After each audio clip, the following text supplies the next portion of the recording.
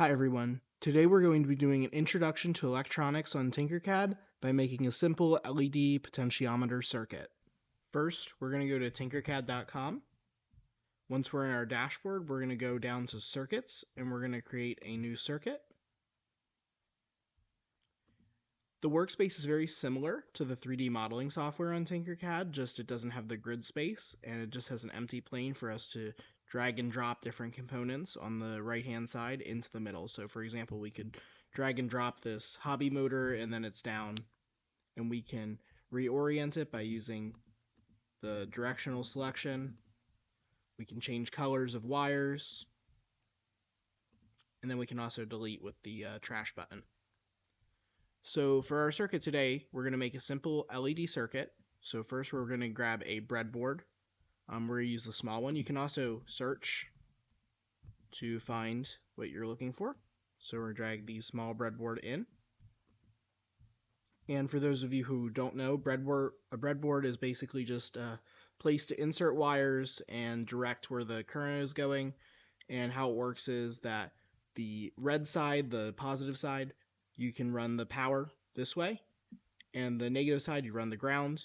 They run in the horizontal direction, or, well, if it's in a more traditional orientation, it would be like this, and it would run vertically. And then each row is labeled with a number, and the power goes across horizontally, and then stops in the middle, and then on this side again as well. Now that we have our breadboard, we can go ahead and find our LED light, which should be on the top, but you can also search it. We'll just drag this in, and we can go ahead and spin it this way to the side, and we'll put it in row 3 and 4. So our power needs to go, once we add the battery, into the longer lead or the curved lead, and then the negative needs to go into the cathode, which is the shorter lead that is not curved, it's straight. So next we'll go ahead and add a 3-volt coin cell battery. We don't need a lot of voltage for this. We'll connect the positive end by left clicking, and you can also left click to make it do a turn or stop point, and we'll make it go onto the power, the positive right here, which travels down vertically. We can also click the wire and change the color up here to red so we know it's power. We can go ahead and do the same thing for negative and bring it over here, put it on negative, and switch it over to black so that we know it is ground. Okay, now we're going to go ahead and we can connect our top one on our LED in line F right here on row number 3 over to E. So this will travel from here to here. And we'll do the same thing on row 4 as well, and we'll change it to red so we know what it is. Now next we're going to bring our power over to row 5, and we'll bring our ground, and we're going to cross the wires a little bit here, so excuse that. This is bad wiring, but it's okay. We'll bring it over to row 3, and we'll change the color to black so we know what's happening here. And then now we can drag in our potentiometer right here. And a potentiometer is essentially just like a dial that controls how much current is allowed to go into the light or any other electronic device. And the amount of current is going to dictate how bright the light gets.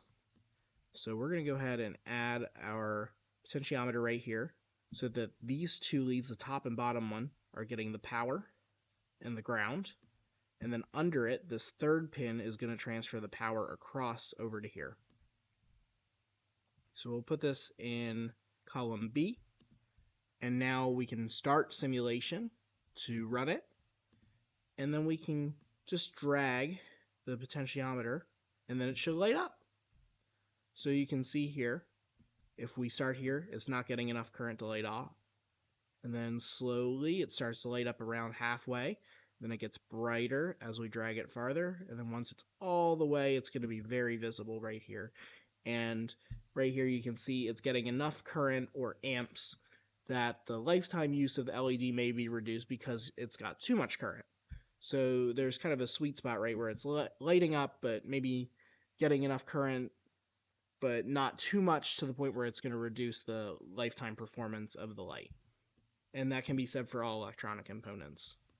Also, once you're done making a circuit on TinkerCAD, you can go ahead up to the top and write a name for your circuit. TinkerCAD always likes to do the fun names, but we'll just say basic potentiometer circuit.